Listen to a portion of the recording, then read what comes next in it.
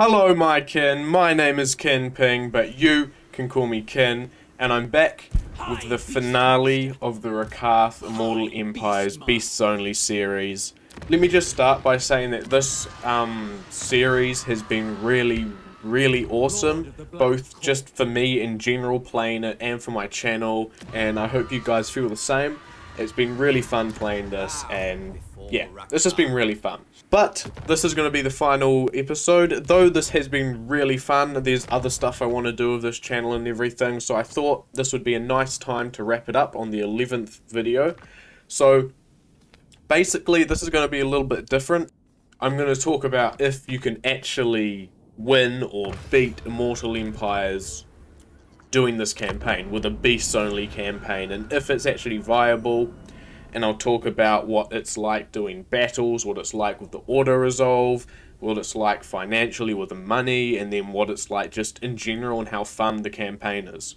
So there will be gameplay in the background here. This is new gameplay, so this is stuff you haven't seen before, because as you can tell, this is me just playing more of the campaign. So I won't be talking about what I'm doing, but I will be talking about the campaign in general. Money in this campaign is very easy to get. You get it through a lot of different ways, and obviously raiding and sacking settlements, and then you only really use it for the odd recruiting you do when you get new beasts, and then for building up buildings. So money is pretty solid. Your income might go down a little bit depending on what monsters you have and how many of them you have, especially if it's the really big ones. But in general, a campaign like this, where you're doing Beasts Only with Rakarth and you're doing enough raiding and fighting to get money, you're absolutely fine. So don't worry if your income goes down to like 1,000 or 600 even, you'd be fine. Yes. Is the auto-resolve actually good? So, it's not. You do not get a very good auto-resolve, I've found anyway, especially if you don't have lots of big monsters, like single entity monsters. If you've just got an army of like cold ones and saber-tusks and harpies with the odd couple hydras, you're not going to get good auto-resolves at all, especially if the opponent has ranged units. Ranged units are your weakness, basically, even though they're not actually your weakness in the actual battle. In auto-resolve, they cripple you a lot. So I think if you're going to do a campaign like this, you've got to expect to play lots of battles, because you don't want to afford to lose units, and that's another thing I'm going to get onto now. You do not want to lose units. In this campaign, units are precious. Of course, in the best case scenario in other campaigns, you don't want to lose units. But it's even more important in this one. Losing units really does cripple you, especially if you don't have the buildings, and especially if you don't have the really high tier buildings. You do not want to be letting entities die. That's the bottom line. You want to suffer as least amount of damage as possible, which is probably a good thing, because then they'll make you play more battles instead of auto-resolving them. But you just got to be really careful about that. You don't want to lose units that aren't meant to be lost, for example. So like the exploding squig, that's fine. The exploding squig is actually really good in auto-resolve. I'd recommend trying to get some of them. They are really good in auto-resolve. Obviously they're just a one-off, but they are really good. But your other units, even the low tier units, you want to keep them. Ideally, you want to get gold chevrons on like all your units. You really need that. Now, the battles. Are the battles fun?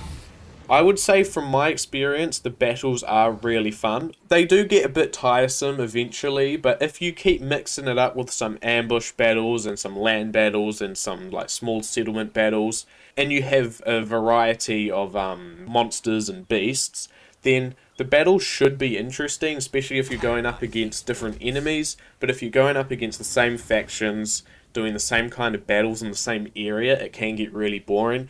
That's what I found here. I found that there was a bit where I was getting really bored of the battles, because I wasn't fighting much different. It was just consistent land or settlement battles against the lizard men and Empire. They're not the best. They can be really fun, especially ambush battles. I can't stress how fun ambush battles are. Ambush battles are awesome. Land battles are yeah, they're fine. They're still entertaining. But anything that's like a siege or small settlement battle, not fun at all. How long is this going to take you? This campaign is really slow, at least it was for me. It takes a long time to actually get a good beast army, so do expect to have a slower start. It's not like Tomb King slow, but it is a slower start to your campaign, and though it is still really fun. If you like the starts of campaigns, I find I like the starts of campaigns when you're just getting started and you get your first couple provinces. If you like that kind of building yourself up and setting yourself up to succeed, basically, you're going to love this campaign. Otherwise, it'll take some time, but as you can see, especially in this footage here, this is when I really started to do some damage. I think I take about 3 or 4 settlements in this 30-minute video, which you won't be seeing all of because I doubt I'll be talking for 30 minutes.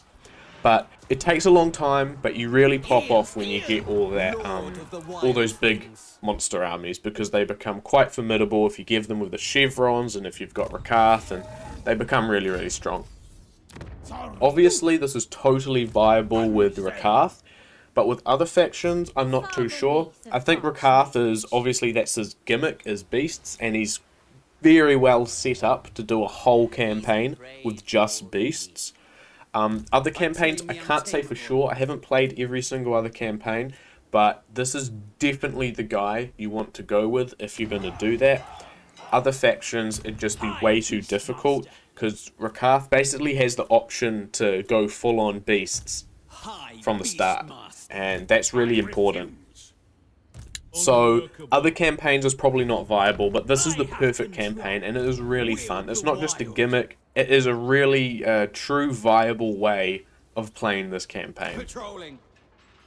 It is very fun, this campaign, I can't stress it enough. You should really go out and try this campaign. Like I said before, it takes its time, but the battles are really fun. You got infinite money, basically, and every now and then you get to fight with proper troops. It's a very entertaining and different way to play a campaign, and if you don't like Lustria, because I gotta admit, I got really bored of Lustria for a while, but if you don't like Lustria, then you can just totally go into that sea lane and pop up in Cathay and do some damage there, and even you'll become friends with Lokir, because he's over there. So, I would totally give this campaign a recommendation. It is totally viable, it's just going to take a long time. The playtime for my Rakarth campaign has been about, I'd estimate roughly about 20 hours, or maybe a little bit more, maybe 21, 22 hours. It's gotten about 10 videos of roughly 20 to 30 minutes out of it, and obviously lots of battles and everything. So yeah, I'd say it takes a while, but then you really pop off. Around the 70 turnish mark, you should be doing really well. I do truly recommend you have a go at this campaign. It is really fun, and yes, you can beat Total War, Warhammer 3, Immortal Empires with beasts only. Thank you for watching. I'll see you next time. Goodbye, my kin.